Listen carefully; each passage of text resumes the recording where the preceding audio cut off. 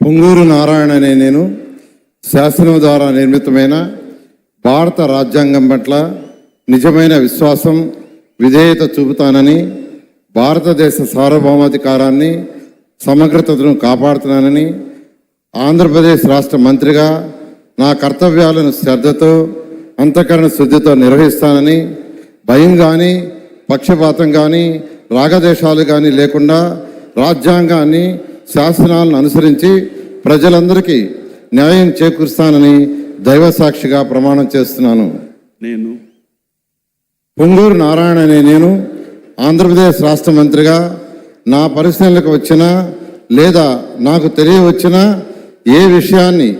నా కర్తవ్యాలను సక్రమంగా నిర్వహించేందుకు అవసరమైన మేరకు తప్ప ప్రత్యక్షంగా కానీ పరోక్షంగా కానీ ఏ వ్యక్తికి లేదా వ్యక్తులకు తెలియపరచనని లేదా వెల్లడించనని దైవ సాక్షిగా ప్రమాణం చేస్తున్నాను.